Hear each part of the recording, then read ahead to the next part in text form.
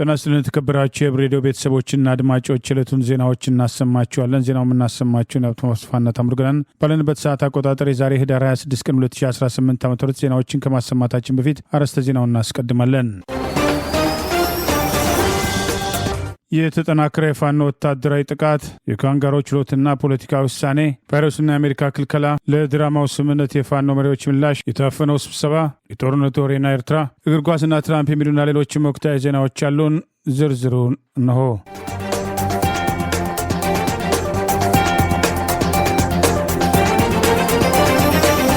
ቴዎድሮስ ሁለት ኮሮች በጋራ ያደረጉትን ውጊያ ተከትሎ በጠላት ላይ ድል መቀዳጀታቸውን አስታወቀ።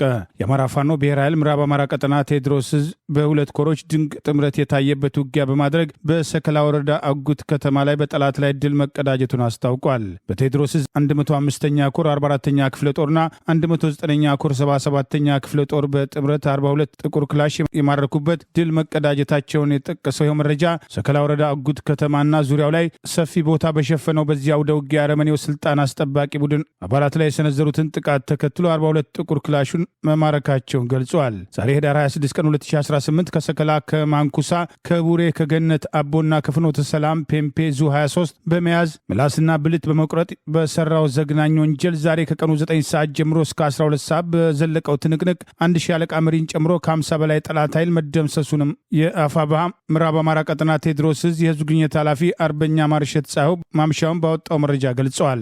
አጉት ከተማ ላይ የሚገኙ ሱቆችና የግለሰብ ቤቶችን በሙሉ እየዞረ ሲዘርፍና በመኪና ሲጭን የዋለው አብይ አህመድ ስልጣን አስጠባቂ ኃይል 42 ጥቁር ክላሽና በ10 ሺህ የሚቆጠር ተተኳሽ አስረክቦናል ሲል ገልጿል። ከኮር አደረጃጀት ወዲህ ለመጀመሪያ ጊዜ በተሰራው የሁለቱ ኮር ጥምረት እልህ አስጨራሽ ኦፕሬሽን አስደማሚ የሆነ ድል ተቀዳጅተው የጠላትን ቅስም በመስበር ምርኮ በምርኮ ተንበሽብሸዋል ሲል ገልጿል። በእንዲህ እንዳለ በሌላ አውደ ውጊያ በቴዎድሮስ ግዙፉ 105ኛ ኮር 55ኛ ክፍለ ጦር ስር ከሚገኙት ሻለቃዎች መካከል አንዱ በደቡብ ሜጫ በዳጊ በኩል በናዳ ማርያም አድርጎ አባይን በመሻገር ዳንግላ ወረዳ አፈሳ ከተማን ለመያዝ የተንቀሳቀሰ የአብይ አገዛዝ ስልጣን አስጠባቂ ወራሪ ሰራዊት ላይ አባይ ድልድይ ላይ በቢትወደድ መንገሻ ጀንበሬ ሻለቃ አናብስት ሲወቀጥ አርፍዶ ለጊዜው ቁጥራቸው ያልታወቀ የሰራዊት አባላት ሲደመሰሱ በርካቶች ቁስለኛ መሆናቸውን ቃል አቀባዩ ባወጣው በዚሁ መረጃ ገልጿል። ጠላት በዚህ ግንባር የቆሰሉትን ይዞ ወደ ዳንግላ ለመፈርጠጥ መገደዱን ዘለሳ ጊዮርጊስ ላይ በድጋሚ የደፈጣ ጥቃት የተሰነዘረበት ሲሆን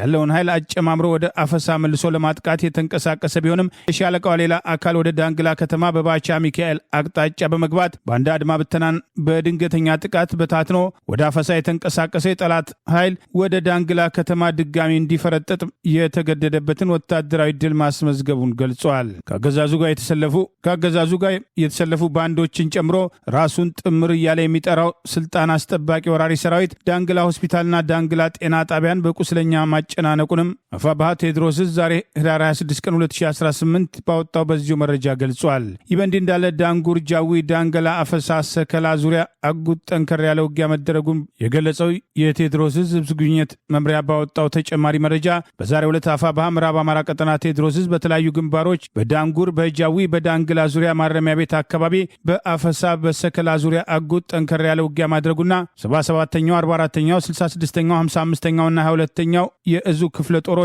ጠላትን በተለያዩ ግንባሮች ሙትና ቁስለኛ በማድረግ ድል መቀዳጀታቸውን ገልጿል። 105ኛ ኮር 66ኛ ክፍለ ጦር በጃዊ ቀጠና ዘንዘን ከተባለ ቦታ ላይ ከጠላት ጋር በተደረገ የእጅ በእጅ ለአስጨራሽ ውጊያ የክፍለ ጦሩ ተወርዋሪ ቃኝና መሐንዲስ ሻለቃ፣ ሁለተኛ ሻለቃ፣ አራተኛ ሻለቃ በጥምረት ድል ማስመዝገባቸውን ከ30 በላይ አብይ አገዛዝ ስልጣን አስጠባቂ ወራሪ ሰራዊት አባላትን በመደምሰስ በርካቶች ከባድና ቀላል የአካል ጉዳት ማስተናገዳቸውን 22 ክላሽንኮፕ የጦር መሳሪያ መማረክ የተቻለ ሲሆን 490 የብሬን ጥይት፣ 2 ሽንሽል ከ1000 በላይ የክላሽ ተተኳሽ፣ 14 ቦምብ፣ 14 የእጅ እንዲሁም አንድ የስናይፐር መነጽር ጨምሮ የተለያዩ የጠላት ቁሳቁሶችን መማረክ የቻሉበት ወታደራዊ እርምጃ እንደነበረ አስታውቋል። ይህ በእንዲህ እንዳለ በትላንትናው ዕለት የ105ኛ ኮር 66ኛ ክፍለ ጦር 5ኛ ሻለቃ መተከል ዳንጉር ወረዳ እልፍኝ ከተባለ ቦታ ላይ ከጠላት ጋር ባደረገው ትንቅንቅ ከ10 በላይ ጠላት ኃይል መደምሰሱን በርካቶች ቁስለኛ ማድረግ የተቻለ ሲሆን በርካታ ተተኳሽና ትጥቆችን ከጠላት መማረክ መቻሉን የአማራ ፋኖ ብሔራዊ ኃይል ምዕራብ አማራ ቀጠና ቴዎድሮስ ዛሬ ህዳር 26 ቀን 2018 ባወጣው ዝርዝር ወታደራዊ መረጃ ገልጿል። የቀድሞው የሰላም ሚኒስትር ዴታና የኦሮሚያ ምክር ቤት አባል አቶ ታዬ ደንደአ ጥፋተኛ በተባሉበት ክስ የ7 ዓመት ከ2 ወራት እስራት ተፈረደባቸው። ዛሬ አርብ ህዳር 26 2018 ዓ.ም የቅጣት ውሳኔ የተላለፈባቸው አቶ ታዬ በፌዴራል ከፍተኛ ፍርድ ቤት ልደታ ምድብ አንደኛ የህገ መንግስትና በህገ መንግስት ላይ የሚፈጸሙ ወንጀሎች ችሎት ጥፋተኛ በተባሉበት ህግ የጦር መሳሪያ ይዘው በመገኘት ወንጀል መሆኑ ተገልጿል። የመንግስት ከፍተኛ ባለስልጣንና የክልል ምክር ቤት አባል የነበሩት አቶ ታዬ ህገወጥ የጦር መሳሪያ ይዞ በመገኘት እንዲሁም ፍቃድ ሳይኖራቸው በቤታቸው ውስጥ አንድ ታጣፊ ክላሽንኮቭ ጠመንጃ ከ60 ጥይቶች ጋር ተገኝቶባቸዋል በሚል ክስ ቀርቦባቸው እንደነበረ ይታወሳል። የአቶ ታዬ ጠበቃ መስማት የነበረባቸው 3 የመከላከያ ምስክሮች ነበሩ። እነርሱም ሳይሰሙ ቀርተዋል። የፍርድ ቤቱን ውሳኔ እናከብራለን፣ ነገር ግን ቅሬታችን አለ ሲሉ ቀደም ሲል ጠቅላይ ሚኒስትር አብይ አህመድ የአዲስ አበባ ከንቲባም ወይዘሮ አዳነች አበቤን በምስክርነትም የጠሩበትን ሁኔታም አውስተዋል። አቃቤ ህግና ተከሳሹ አቶ ታዬ ደንደአም ከቤታቸው በተገኘ ህገወጥ የጦር መሳሪያም ክስ ላይ ሲከራከሩ የቆዩ ሲሆን በክርክሩ ወቅትም አቃቤ ህግ 2 ምስክሮች አቅርቦ አስመስክሯል።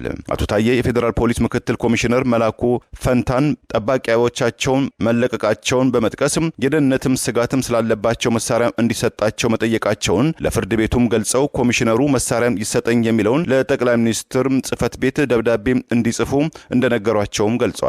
ከዚያም በወቅቱ የሰላም ሚኒስትር የነበሩትና አሁን በአሜሪካ የኢትዮጵያ አምባሳደር የሆኑት አቶ ብናልፍ አንዱዓለምን ደብዳቤ እንዲጽፉላቸው መጠየቃቸውን ለችሎቱም አስረድተዋል።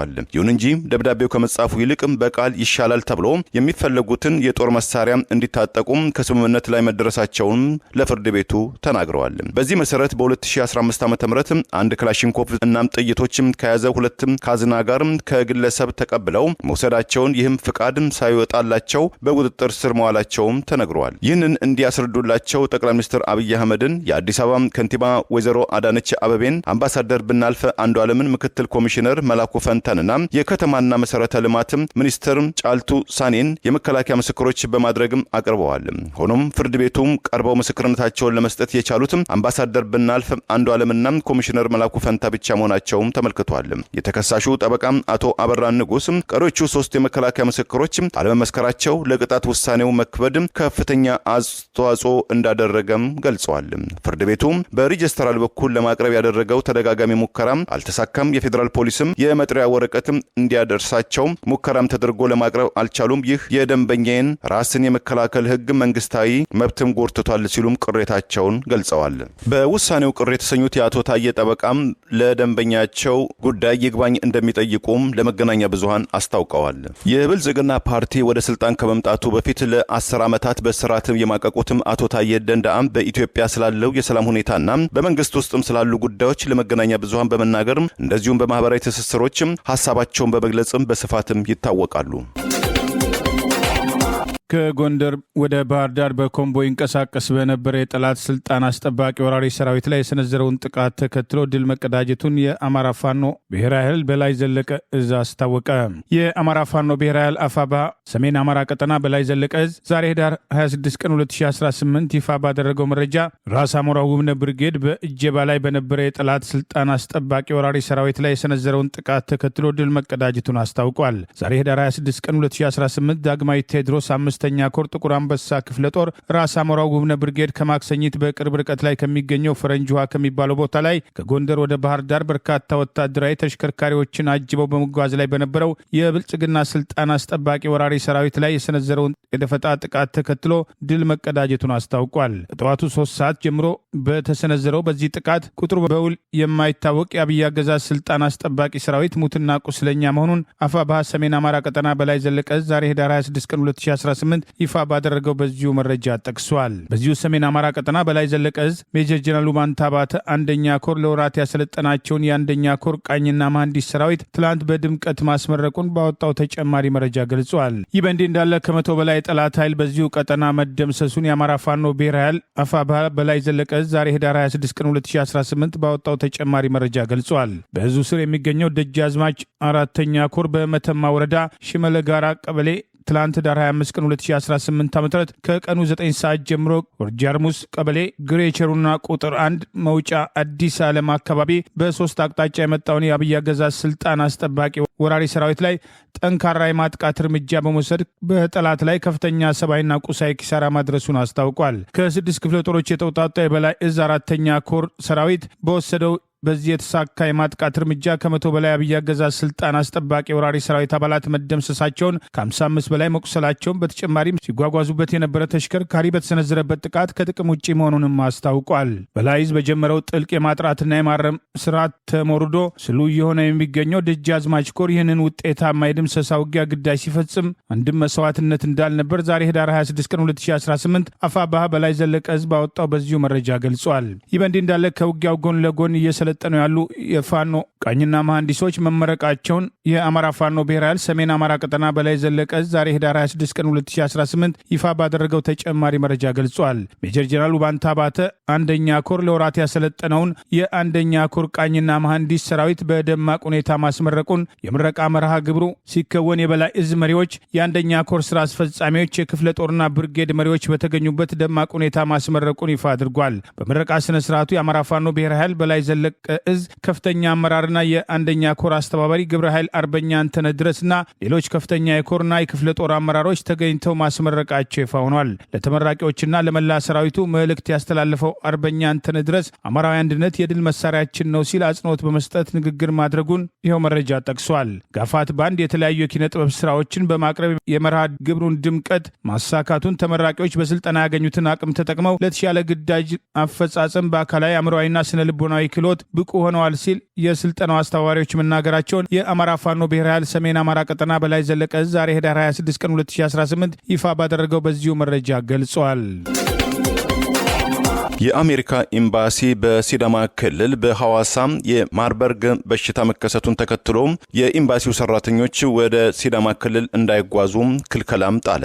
በአዲስ አበባ የሚገኘው የአሜሪካ ኤምባሲ ባለፈው ህዳር 18 2018 ዓ.ም እኛም እንደዘገብነው በሐዋሳ ከተማ በማርበርግ በሽታ የተያዘ ሰው መገኘቱን ተከትሎ ሰራተኞቹ ወደ ሲዳማ ክልል መንግስት እንዳይጓዙ አስጠንቅቋል። ኤምባሲው በትላንትናው ዕለትም ህዳር 25 2018 ዓ.ም ባወጣው ማስጠንቀቂያ ውሳኔው የተወሰደው ከፍተኛ ጥንቃቄ ለማድረግ እንደሆነ ገልጾ ይህ ገደብ ቀደም ሲል ወደ ደቡብ ኢትዮጵያ ክልል የሚደረገውን ኦፊሴላዊና ግላዊ ጉዞ ለመገደብ ከተወሰነው እርምጃ በተጨማሪ የተደረገ ውሳኔ ነው ብሏል። የጤና ጥበቃ ሚኒስቴር በሲዳማ ክልል ዋና ከተማ በሆነችው በሐዋሳ ከተማ በማርበርግ ቫይረስ የተያዘ ሰው መገኘቱን ያስታወቀ ሲሆን የጤና ሚኒስትሯ ዶክተር መቅደስ ዳባ በበሽታው ወቅታዊ ሁኔታ ላይ በሰጡት መግለጫ ከጂንካ ከተማ የተመለሰ አንድ ግለሰብ በቫይረሱ መያዙን በሐዋሳ ከተማ መረጋገጡን ቀደም ሲል መናገራቸው ይታወሳል። በኤምባሲው ማስጠንቀቂያ መሰረት የአሜሪካ የበሽታዎች መቆጣጠሪያ መከላከል ማዕከል ሲዲሲ በኢትዮጵያ ለተከሰተው የማርበርግ በሽታ ደረጃ 1 የጉዞ ጤና ማስጠንቀቂያ ያወጣ ሲሆን ተጓዦችም የተለመዱ ጥንቃቄዎችን እንዲያደርጉም ምክረ ሐሳቡን ሰጥቷል። በተያያዘ ዜና የማርበርግ በሽታ ወረርሽኝን ለመከላከልና ምላሽ ለመስጠት የሚያደርገውን ጥረት ለመደገፍ በአሜሪካ መንግስት ድጋፍ የተገኘ የ2500 የሙከራ የቫይረሱም ክትባት ወደ ኢትዮጵያ መላኩን የጤና ሚኒስቴር አስታውቋል።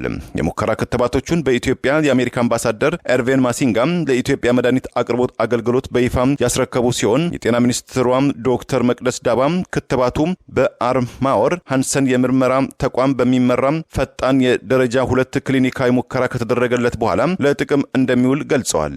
የምርምር ተቋሙም ከኢትዮጵያ ምግብና መድኃኒት ባለስልጣን ጋር በመተባበር አስፈላጊውን ቁጥጥር እንደሚያደርግም ሚኒስትሯም ገልጸዋል። ክትባቱም ከፊታችን ህዳር 29 2018 ዓ.ም ጀምሮ መሰጠት የሚጀመር ሲሆን በቅድሚያም ለጤና ባለሙያዎችና ለከፍተኛም ተጋላጭ ለሆኑ የማህበረሰብ ክፍሎችም እንደሚሰራጭም ሚኒስትሯም አስታውቀዋል።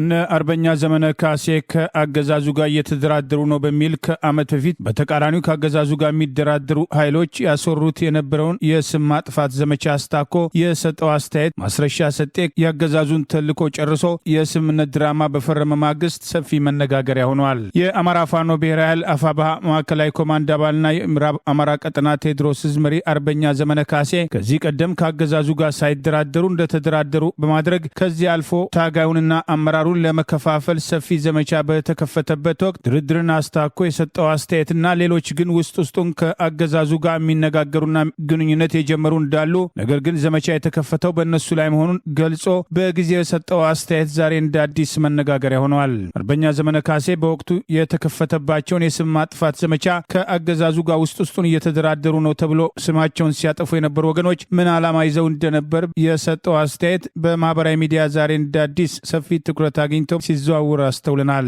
ይህ በእንዲህ እንዳለ አማራ ፋኖ ብሔራዊ ኃይል ምዕራብ አማራ ቀጠና ቴዎድሮስ ምክትል ሰብሳቢና የፖለቲካ ጉዳይ ኃላፊ የአፋብኃ ማዕከላዊ ኮማንድ አባል አርበኛ ጠበቃ አስረስ ማረ ዳምጤ የገጠምነው ጠላት የተሸነፈ ነው፣ ፖለቲካው የተምታታበት ከራሱ አልፎ ውሸትና ማጭበርበር ለዓለም አቀፍ ተቋማት ጭምር ያስተማረ የሚያደርገው መላቅጡ የጠፋበት በህዝብ የተናቀ በዓለም ፊት ሞገስ ያጣ አገዛዝ ነው ሲል አስቀድሞም ያገዛዙን ተልዕኮ ይዞ ሲንቀሳቀስ እንደነበር በስፋት ሲገለጽ የነበረው ማስረሻ ሰጤ ከአገዛዙ ጋር ስምምነት አደረግኩ ባለበት ማግስት በሰጠው አስተያየት ገልጿል። አርበኛ አስረስ ማረ ዳምጤ በዚሁ አስተያየቱ አገዛዙ በዚህ ደረጃ እንዲገኝ ላለፉት ድፍን 4 ዓመታትና ከዚያ በላይ በጠራ መስመር በጽናት በድፍረት በማታገላችን ኩራት ይሰማናል። ከብዙ መስዋዕትነት በኋላ ይህንን ትግል ከግለሰቦች ተጽዕኖ አውጥተን የትውልድ አድርገነዋል። የአማራ ህልውና ትግል ማንም በኪሱ ይዞት የሚዞር አጀንዳ አይደለም። የሆነ ቡድን ወይም ግለሰብ ሲፈልግ የሚያነሳው ሳይፈልግ የሚጥለው እንዳይሆን አድርገነዋል ሲል ገልጿል። የፋኖን እንቅስቃሴ ከመንደር አውጥተን የቀጠናው ተጽዕኖ ፈጣሪ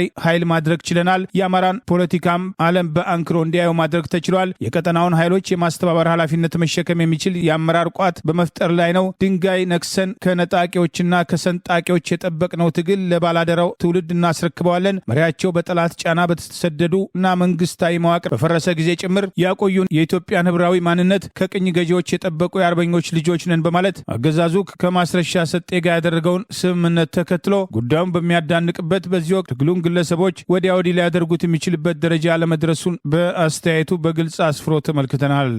ባለፈው ጊዜ አንድ ከብድ ጋር እንደራደር የሚል መግለጫ ተሰጥቶ ነበር። ዋናውና አጠቃላይ መሰረታዊ መነሻችን ይሄ ነው። ኦፍኮርስ የራሱ ህዝብ ላይ ጦርነት አውጆ በራሱ መከላከያ የሚለው ኢንተርሃሜ ቡድን የራሱን ህዝብ የሚጨፈጭፍ ስርዓት እብድ ነው፣ የእብድ ስርዓት ነው። አብይ አህመድና በዙሪያው ያሉ ሰዎች እንደ ሰው እንደ ግለሰብ እንኳን ጤነኞች ናቸው ብለን አናምን። ፐርሰናሊ አላምን። የእብድ ስብስብ ነው። በአንድ በኩል ምናልባት በኋላ ላይ እመጣለሁ አብይ እንዳለው እንግዲህ ማነጋገር የጀመሯቸው በፋኖ ስም የሚንቀሳቀሱ ኃይሎች ኑረው ሊሆን ይችላል እና በአንድ በኩል ከነዚህ ኃይሎች ጋር የመነጋገር ምልክት እናያለን። እኛ እናጠናለን፣ እንቀጣጠላለን። ከነዚህ እነሱ ፋኖ ብለው የፋኖ ማሊያ ካለበሷቸው ኃይሎች ጋር ንግግር እየጀመሩ ባለበት ቅጽበት በሌላ በኩል እኛ ከነሱ ጋር እየተደራደርን እንደሆነ ማስወራት ጀመሩ። በተለመደው ፕሮፓጋንዳ ማሽናቸው፣ በተለመደው በመቶ ሺዎች የሚቆጠር የማህበራዊ ሚዲያ ሰራዊታቸው በሌላም አፓራተስ ቢያስወሩ ባልገረመ አመራሮቻችሁ ሊደራደሩ ነው፣ ለመደራደር ፈቃደኛ ሆነዋል እያሉ ለኛም ኃይል ማስወራት ጀመሩ። ለምሳሌ የጎጃምን ቀጠና በ3 በ4 ከፈሉና የደህንነትና ሰዎችና ካድሬዎቻቸው መድበው ገሌና ገሌ ዛሬን ቀጠና ታዳርሳላችሁ፣ ለነዘመነ ክፍለ ጦር አመራሮች፣ ለነዘመነ ብርጌድ አመራሮች፣ ለነዘመነ ሻለቃ አመራሮች እና ጎላ ላሉ አባሎች እነዘመነ ለድርድር ተስማምተዋል። ስለዚህ እናንተ ምን ቤት ናችሁ? አለቆቻችሁ ተስማምተው ገንዘብ ጭምር ሰጠናቸው ነው ተስማሙ የሚሉት እያሉ ተቋሙን የማፍረስ ስራ ላይ ተሰማሩ። አሁንም ለዓላማችን፣ አሁንም ለራሳችን፣ አሁንም ለህዝባችን፣ አሁንም ለፈጣሪያችን ታማኝ ሆነን ትግሉን እየመራ እንደሆነ ማረጋገጥ ያስፈልግ ነበር። ሀሳብን የመግለጽ የመደራጀትና በአደባባይ የመሰብሰብ መብትን ነፍጎ ምርጫ ሊኖር እንደማይችል የመብት ተሟጋቹ ገለጸ። ኢህአፓ ነገ በአዲስ አበባ የጠራው ህዝባዊ ስብሰባ መታገዱ ስርዓቱን የበለጠ ያጋለጠ እርምጃ መሆኑ ተገልጿል። የኢትዮጵያ ህዝብ አብዮታዊ ፓርቲ ኢህአፓ ነገ አዲስ አበባ ዲ-አፍሪካ ሆቴል ህዳር 27 ቀን 2018 ዓ.ም የጠራው ህዝባዊ ስብሰባ እንዳይካሄድ በፖለቲካ ጫና የተከለከለ ሲሆን ጫናውን መሰረት አድርጎ ሆቴሉ ስብሰባውን ማካሄድ እንደማይችሉ በመጨረሻ ሰዓት ይፋ ማድረጉን ፓርቲው ዛሬ ያወጣውን መግለጫ መሰረት በማድረግ ታዋቂ የሰብአዊ መብት ተሟጋችና የቀድሞ የኢትዮጵያ መብት ተሟጋቾች ስብስብ ማዕከል ዋና ዳይሬክተር አቶ ያሬድ ኃይለማርያም ሀሳብን የመግለጽ የመደራጀትና በአደባባይ የመሰብሰብ መብትን ነፍጎ ምርጫ ሊኖር አይችልም፣ ቢኖርም የውሸት ነው በማለት በኢህአፓ ላይ ወሰደውን አፈና ተቃውሞ አስተያየቱን አስፍረዋል። ኢህአፓ ለነገ የጠራው ህዝባዊ ስብሰባ እንዳይካሄድ የከለከለ የፖለቲካ ስርዓት እንዴት ነው ምርጫ የሚያካሄደው?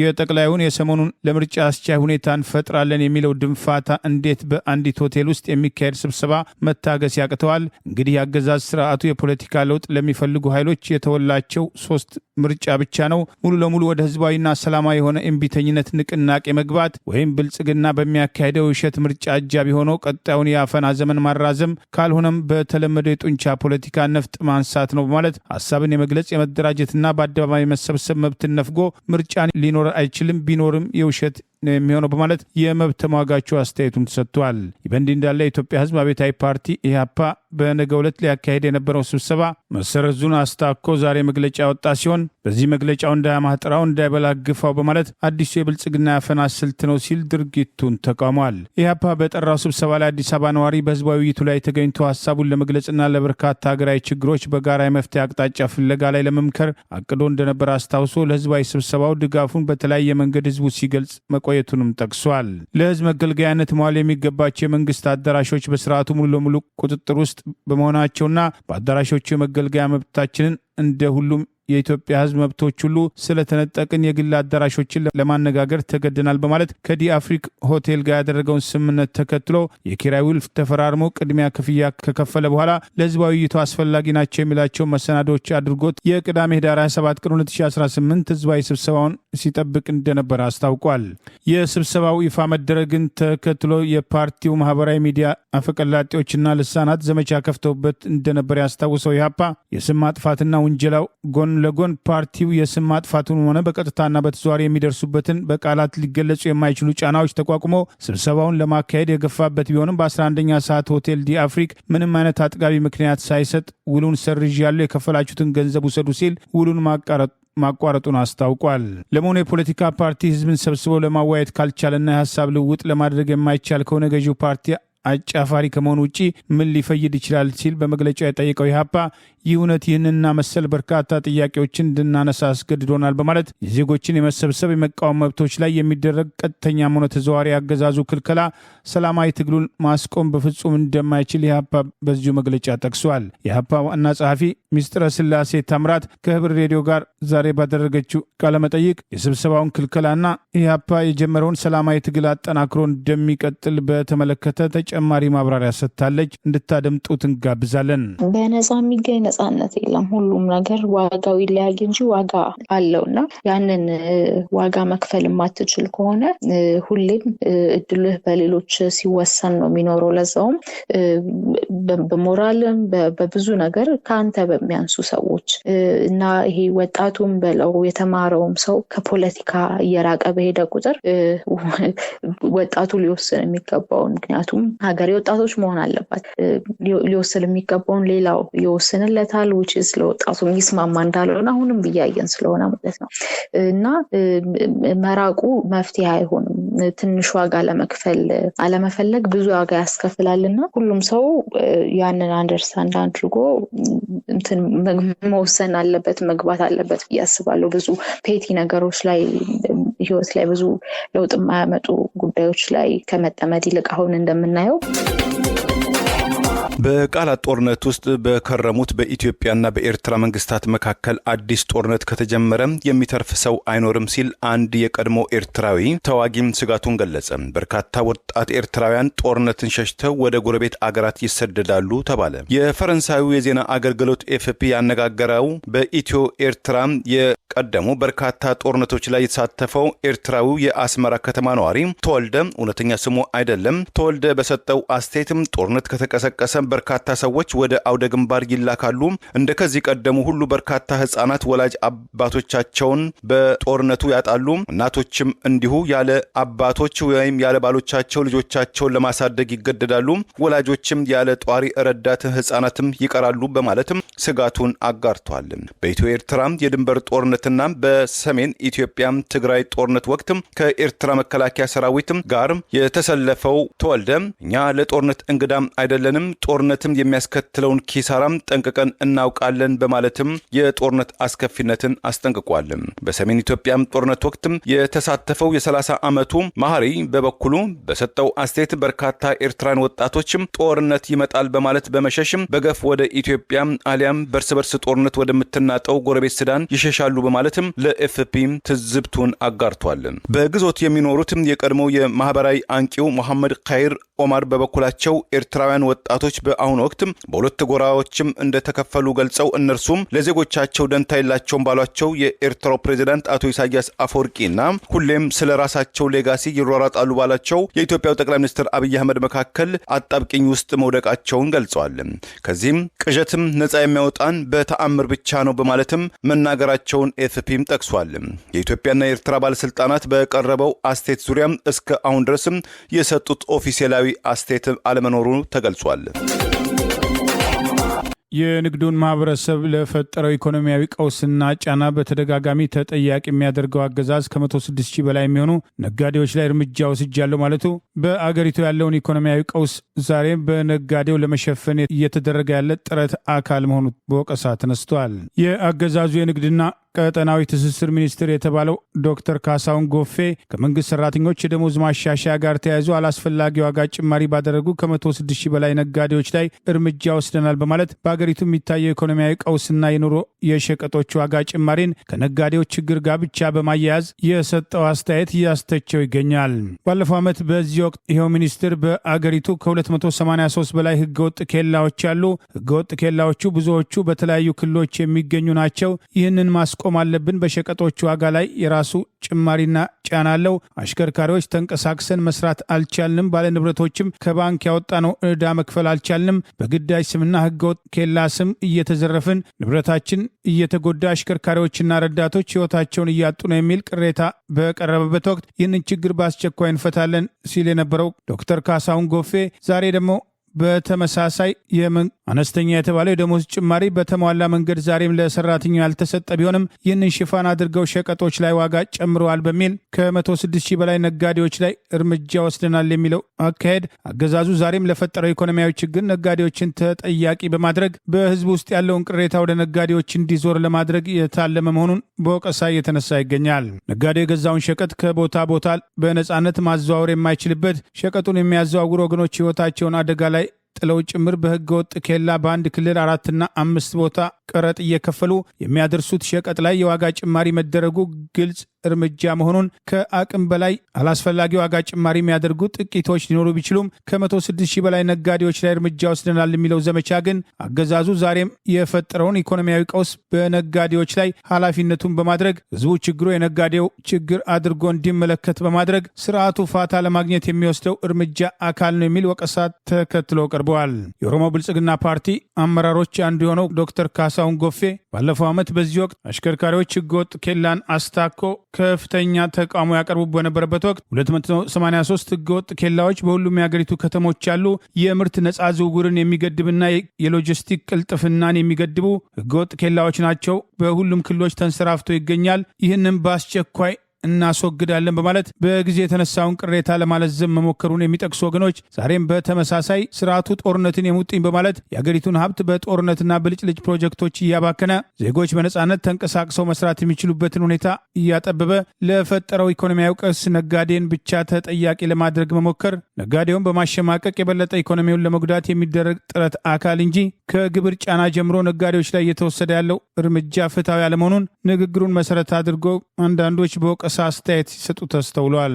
የተሻለ አቅም ባለበት ሀገር እንኳን ጦርነት ሲኖር በኢኮኖሚው ላይ ከፍተኛ ጫና የሚፈጥር ቢሆንም በኢትዮጵያ ያለው የእርስ በርስ ጦርነት ብቻ ሳይሆን አገዛዙ እየተከተለ ያለው የተሳሳተ ኢኮኖሚ ፖሊሲ፣ ተደጋጋሚ የግብር ጫና፣ በሸቀጦች ዝውውር ላይ ያለው ተጽዕኖና በኬላ ስም ከሚደረገው ዝርፊያ በተጨማሪ ነጋዴው ደረሰኝ የማይቆረጥለት ሂሳብ የማይወራርለት በርካታ ወጪዎችን በማውጣት ሸቀጡን ከቦታ ቦታ ለማሰራጨት የሚገደድበትና ይህኑ ተከትሎ የሸቀጦች ዋጋ ከፍተኛ ጭማሪ የሚደረግበትን አሰራር በተዘዋዋሪ አስተዋጽኦ እያደረገ ያለው አገዛዝ ከድርጊቱ ሊቆጠብ እንደሚገባ ተደጋግሞ ኢኮኖሚ ባለሙያዎች ጥሪ ማድረጋቸው አይዘነጋም። የኬንያው የሞባይል አገልግሎትም ተቋም ሳፋሪኮም በኢትዮጵያ ውስጥ አዲስም የተገበረው የዲጂታል ፋይናንሻል አገልግሎት በኢትዮ ቴሌኮም መታገዱን አስታወቀ። ደንበኞቹ ገንዘባቸውን ከአንዱ ደንበኛ ወደ ሌላኛው ደንበኛ ለማስተላለፍ የሚጠቀሙበት በተንቀሳቃሽ ስልክ የሚተገበረው ኤምፔሳ የተባለው ቴክኖሎጂን ለኢትዮጵያ የስልክ ደንበኞች ያስተዋወቀው ሳፋሪኮም ማንኛውም የኢትዮጵያ ስልክ ቁጥር ወይም ሲም ካርድ ያለው ደንበኛ በቀላሉ በፈጣን በትንሽ ዳታ የሚያሰራጭበት ኤምፔሳም ለሁሉም የተባለ መተግበሪያ አፕ ባለፉት 4 ቀናት በስራ ላይ ቢያውልም የኢትዮ ቴሌኮም ደንበኞች የአዲሱ አገልግሎት ተጠቃሚዎች እንዳይሆኑ ታግዷል ሲል አግባብነትም ያለው የተቆጣጣሪ ድርጅትን በአስቸኳይ ጣልቃ ይግባልን በማለት ሳፋሪኮም ቅሬታውን ገልጿል። ዘኬንያ ዎል ስትሪት እንደዘገበው በብሔራዊ ባንክና በኢትዮጵያ ብሔራዊ የስለላ ተቋም ኢንሳም ደህንነቱ የተረጋገጠው በኢትዮጵያ ውስጥ ጤናማ ውድድርና አማራጭ የገንዘብ ማስተላለፊያ መንገድም የተባለውን አዲሱ የኤምፔሳም ለሁሉም ባለፈው አርብ ያስተዋወቀው ኤምፔሳም ኢትዮጵያም ደንበኞቹ በዋይፋይ እና በዳታ አማካኝነት ከሌላ ኔትወርክም ተጠቃሚዎች ማለትም ከኢትዮ ቴሌኮም ደንበኞች ጋር እንዲተንቀሳቀሱም ተደርጎ የተሰራ ቢሆንም ይህ በኢትዮጵያ የቴሌኮም አገልግሎት ውስጥ ወሳኝ የተባለው ኤምፔሳም ለሁሉም የኢትዮ ቴሌኮም ደንበኛ የሆኑና ስማርትፎን ያላቸው ደንበኞች ተጠቃሚዎችም እንዳይሆኑ ተከልክለዋል ወይም ታግደዋል በማለትም ሳፋሪኮም ከሷል። የደንበኞቹን ደህንነትና ተጠቃሚነትን እንደሚያረጋግጥ የገለጸው ኤምፔሳም ኢትዮጵያ ችግሩን ለመፍታት አግባብነት ካላቸው ተቆጣጣሪ አካላት ጋር በመወያየት መፍትሄ ለማምጣት እየተጣጣረ እንደሚገኝም አስታውቋል። በኢትዮ ቴሌኮም ኢንዱስትሪ ውስጥ የመጀመሪያው የውጭ አገር ተፎካካሪ የቴሌኮም ኩባንያ የሆነው ሳፋሪኮም በኢትዮጵያ የቴሌኮም ኢንዱስትሪ ውስጥ የተዘረጋው የጨዋታ ሜዳ የተደላደለ አይደለም፣ ለኢትዮ ቴሌኮም ያጋደለ ነው የሚል ተቃውሞ ሲያሰማ መቆየቱ የቴሌኮም ኢንዱስትሪው ከመንግስት ቁጥጥር ሙሉ በሙሉ ነፃ እንዲሆን ሲጠይቅ መቆየቱም ተመልክቷል። አገሪቱን በጦርነት እያመሰ የሚገኘው የአብይ አገዛዝ ዲፕሎማሲያዊ ውድቀት ተጨማሪ ማሳያ ነው የተባለው አሜሪካ ከኬንያ ጋር በጤናው ዘርፍ ያደረገችው ስምምነት ተጠቃሽ ሆኗል። በኢትዮጵያ እርስ በርስ ጦርነት እንደ ስልጣን ማስቀጠያና ተስፋፊ አጀንዳ ማስፈጸሚያ ያደረገው አብይ አህመድ አገሪቱን በጦርነትና ብልጭልጭ ፕሮጀክቶች በተሳሳተ ኢኮኖሚ ፖሊሲ እያደቀቀ በሚገኝበት በዚህ ወቅት በቅርቡ የአሜሪካ ውጭ ጉዳይ ሚኒስትር ማርኮ ሩቢዮ በስልክ ከአብይ አህመድ ጋር የተወያዩ ቢሆንም የገዢው ብልጽግና ፓርቲ ማህበራዊ አፈቀላጤዎች እንደ ዲፕሎማሲያዊ ድል ሲቆጥሩት የነበረ ቢሆንም በአገሪቱ ያለውን ተጨባጭ ሁኔታ አስታካ አሜሪካ ጫን ያለ አስተያየት መስጠቷን እየተጠቀሰ ባለበት ወቅት እኚሁ የውጭ ጉዳይ ሚኒስትር ከኬንያው ፕሬዚዳንት ዊሊያም ሩቶ ጋር በአገሪቱ የጤና ዘርፍ ዛሬ ያደረጉት ስምምነት ተጠቃሽ ሆኗል። ከጊዜ ወደ ጊዜ አብይ አህመድ የሚመራት ኢትዮጵያ ዲፕሎማሲያዊ ውድቀቷ ማሳያ ተደርጎ የተጠቀሰው የኬንያና የአሜሪካ በጤናው ዘርፍ የተደረገ ስምምነትና የአሜሪካ መንግስት ድጋፍ የኬንያን ዲፕሎማሲያዊ እድገት በተቃራኒው አብይ አህመድ የሚመራት ኢትዮጵያን ውድቀት ያሳያል ተብሏል። የአሜሪካ የፕሬዚዳንት ትራምፕ አስተዳደር በአዲስ መልክ በተረቀቀው ቅድሚያ ለአሜሪካ ዓለም አቀፍ የጤና መርሃ ግብር እቅድ ከ1.6 ቢሊዮን ዶላር በላይ ለኬንያ የጤና ስርዓት ድጋፍ ለማቅረብ የሚያስችል የመጀመሪያ የሆነ የጤና ውጭ እርዳታ ስምምነት መፈራረሙን የተለያዩ መገናኛ ብዙሃን ዘግበዋል። የአሜሪካ ውጭ ጉዳይ ሚኒስትር ማርኮ ሩቢዮና የኬንያው ፕሬዚዳንት ዊሊያም ሩቶ በተስማሙበት በዚህ ስምምነት ኬንያ የጤና ስርዓቷን ለመደገፍና ሀገሪቱ በሚቀጥሉት 5 ዓመታት በዘርፉ የምታወጣውን ወጪ ወደ 850 ሚሊዮን ዶላር እንድታሳድግ የሚጠይቀው ከ1.6 ቢሊዮን ዶላር በላይ የሚገመተው በአዲሱ ቅድሚያ ለአሜሪካ ፖሊሲ ዓለም አቀፍ የጤና እርዳታ መርሃ ግብር ስር የቀረበ የተባለ የአሜሪካ የገንዘብ ድጋፍ የኬንያ ዲፕሎማሲ እድገት ማሳያ ተደርጎ ተወስዷል። ባለፈው መስከረም ወር ይፋ የተደረገው አዲሱ የፕሬዚዳንት ዶናልድ ትራምፕ አሜሪካ ትቅደም ዓለም አቀፍ የጤና መርሃ ግብር ለሀገራት በሀገራቸው ያለውን የኤችአይቪ የወባ የሳምባ ነቀርሳና የፖሊዮ በሽታዎችን ለመከላከልና ለመቆጣጠር በሚያደርጉት ጥረት የተሻለ ሚና እንዲጫወቱ የሚያበረታታና ከተረጅነት ራሳቸውን እንዲያላቅቁ የሚያስችል ድጋፍ ያካተተ ነው። ቀደም ሲል ዩኤስአይድ የሚባለውን የፕሬዚዳንት ዶናልድ ትራምፕ አስተዳደር ከአገልግሎት ውጭ ያደረገውን ተቋም የተካው አሜሪካ ትቅደም ዓለም አቀፍ የጤና መርሃ ግብር ቀደም ሲል በነበረው አሰራር ጥቅም ላይ ሲውል የነበረው አሰራር መንግስታዊ ላልሆኑ ድርጅቶች ማበልጸጊያ መሆኑን በመጥቀስ የአሜሪካ ውጭ ጉዳይ ሚኒስትር ማርኮ ሩቢዮ መንግስታዊ ያልሆኑ ድርጅቶች ግዙፍ ኢንዱስትሪ በማለት ተጠቃሚ የሚያደርግበትን ያለፈውን አሰራር በወቀሳ አንስተዋል። በአዲሱ አሰራር መንግስታዊ ካልሆኑ ድርጅቶች ይልቅ የእርዳታ ስራን ከነሱ እጅ በማውጣት ለመንግስታት በማስተላለፍ ኃላፊነትና ተጠያቂነት ያለበት አሰራር ለማከናወን የሚያስችል መሆኑን የአሜሪካ ውጭ ጉዳይ ሚኒስትር ማርኮ ሩቢዮ ከኬንያው ፕሬዚዳንት ዊሊያም ሩቶ ጋር በነበረው የፊርማ ስነ ስርዓት ላይ ባደረጉት ንግግር ጠቅሰዋል። ይህ በእንዲህ እንዳለ በኢትዮጵያ ለጤናው ዘርፍ አነስተኛ በጀት የሚመድበውና የአገሪቱን ሀብት በጦርነትና ብልጭልጭ ፕሮጀክት የሚያጠፋው አብይ አህመድ የጤና ባለሙያዎች የሚያቀርቡትን የደሞዝ ጭማሪ የጤና ሽፋን ጥያቄን ጨምሮ በአሁኑ ወቅት የትርፍ ሰዓት ክፍያ የማይከፈላቸው የጤና ባለሙያዎች በተለያዩ የሀገሪቱ አካባቢዎች ቅሬታቸውን በስፋት በማቅረብ ላይ ይገኛሉ።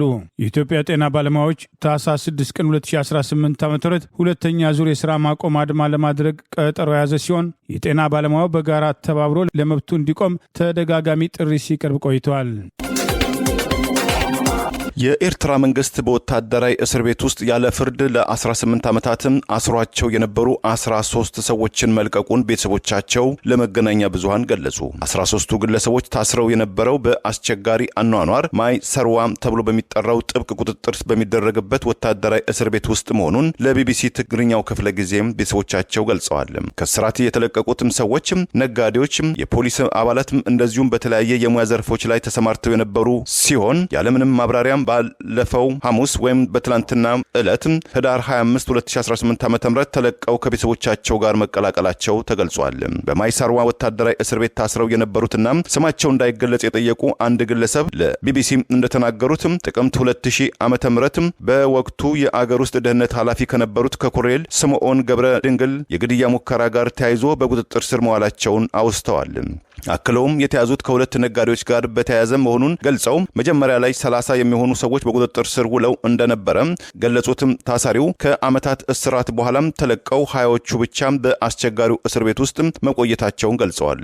ከተለቀቁት መካከል የቀድሞው የኦሎምፒክ ብስክሌተኛና ነጋዴ ዘር አገቢያር ገብረ ሕይወት፣ በንግድ ስራቸው ታዋቂ የሆኑትም ተስፋለም መንግስት አብና በኩረ መብርሃቲ እንዲሁም ኢንጂነር ዳዊት ሀብተ ማርያም እና ማቲያስ ሀብተ ማርያም የተባሉ ሁለት ወንድማማቾች ይገኙበታል። ከዚህም በተጨማሪ 6 ነባር የኤርትራ ፖሊስ አባላት 10 ዓመታትም ለሚጠጋ ጊዜም ከቆዩ እስር ቤትም ከተለቀቁት መካከል ተጠቃሽ መሆናቸው ተገልጿል። በመጪው ዓመት በ2026 በወርሃ ሰኔ በአሜሪካ በሜክሲኮና በካናዳ በጥምረት የሚስተናገደው በብዙዎች ዘንድ በከፍተኛ ጉጉት የሚጠበቀው የዓለም እግር ኳስ ውድድር ተፋላሚዎች ምድብ ታወቀ። የዓለም እግር ኳስን በማሸነፍ ሪከርድ የያዘችው ብራዚል ካለፈው የ2022 የሰሚ ፋይናሊስቷም ሰሜን አፍሪካዊቷ ሞሮኮ ጋር ይፋለማሉ። ፈረንሳይ ከሴኔጋል ይፋጠጣሉ። ኖርዌይ ከሞት ምድብ ወይም ግሩፕ ኦፍ ዴዝ ውስጥም ተመድባለች። የዓለም አቀፉ የእግር ኳስም ፌዴሬሽን ፊፋም ፕሬዚዳንት ጄኔኒ ኢንፋኖ የአሜሪካው ፕሬዚዳንት ዶናልድ ትራምፕ ጨምሮ የብሔራዊ ቡድን አሰልጣኞች ዛሬ በአሜሪካው ኬኔዲ ማዕከል የመጪው የ2026 የአውሮፓ አቆጣጠር የዓለም እግር ኳስ ውድድርን የተሳታፊዎች ድልድል ዕጣም አውጥተዋል። በወጣው ዕጣ መሰረትም በምድብ ኤ ሜክሲኮ፣ ደቡብ ኮሪያ፣ ደቡብ አፍሪካ የአውሮፓዎቹ ተፋላሚዎች ከሆኑትም ቼክ ሪፐብሊክ፣ አየርላንድ፣ ዴንማርክ ወይም ሰሜን ማሲዶኒያ አንዱ ይቀላቀላቸዋል። በምድብ ቢ ካናዳ፣ ስዊዘርላንድ፣ ኳታር፣ አውሮፓውያኑ ጣሊያን፣ ሰሜን አየርላንድ፣ ዌልስ ወይም ቦስኒያ አንዱ ይቀላቀላቸዋል ተብሎ ይጠበቃል። በቡድን ሲም ብራዚል፣ ሞሮኮ፣ ስኮትላንድ እና ሃይቲ ይፋለማሉ። በምድብ ዲ አስተናጋጇ አሜሪካ፣ አውስትራሊያ፣ ፖርቹጋል፣ አውሮፓውያኑ ቱርክ፣ ሩማኒያ፣ ስሎቫኪያ ወይም ኮሶቮ ይቀላቀላቸዋል። ቡድን ኢ ጀርመን፣ ኤኳዶር፣ አይቮሪ ኮስት፣ ኮርስኬኦ ተደልድለዋል። በቡድን ኤፍ ሆላንድ፣ ጃፓን፣ ቱኒዚያ፣ አውሮፓውያኑ ዩክሬን፣ ስዊድን፣ ፖላንድ ወይም አልቤኒያ አንዱ ይቀላቀላቸዋል ተብሏል። በቡድን ጂ ቤልጅየም፣ ኢራን፣ ግብጽ፣ ኒውዚላንድም ተካተዋል።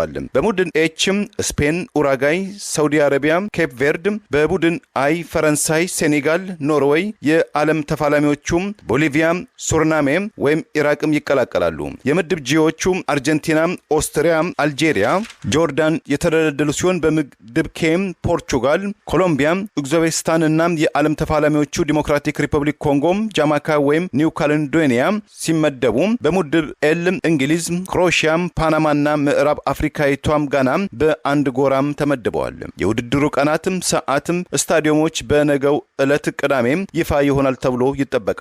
የብራዚል ብሔራዊ ቡድን በዓለም እግር ኳስ ታሪክ በሁሉም ውድድሮች በመሳተፍ ብቸኛ ቡድን ሲሆን 5 ጊዜያት ዋንጫ በመሳም ሪከርድ ባለቤትም ሆኗል። ጀርመንና ጣሊያን እያንዳንዳቸው 4 ጊዜያት አሸናፊ ሲሆኑ አርጀንቲና ለ3 ጊዜያትም፣ ፈረንሳይና ኡራጋይ ለ2 ጊዜያትም ዋንጫም አንስተዋል። ስፔን እና እንግሊዝ እያንዳንዳቸው አንዳንድ ዋንጫ ማንሳታቸውን መረጃዎችም ገልጸዋል። ለዛሬ ያሉን ዜናዎች እነዚህ ናቸው። ዜናውን ስታደምጡ ለቆያችሁ የህብር ሬዲዮ ቤተሰቦችና አድማጮች ምስጋናችን ይድረሳችሁ። የህብር ሬዲዮ ኦፊሻል ዩቲዩብ ቻናላችንን ሰብስክራይብ ያላደረጋችሁ ሰብስክራይብ በማድረግ በተጨማሪም የደውል ምልክቱን በመጫን የህብር ሬዲዮ ቤተሰብ እንድትቀላቀሉ በአክብሮት እንጋብዛለን። እንደ ወትሮ ሁሉ የህብር ሬዲዮ ቤተሰቦች ፕሮግራሞቻችንን ላይክ በማድረግ ሼር በማድረግ አስተያየቶቻችሁን በመስጠት አብሮነታችሁን እንድትገልጹ በአክብሮት እንጠይቃለን። በድጋሚ እናመሰግናለን። ጤና ይስጥልን። ቸር እንቆይ።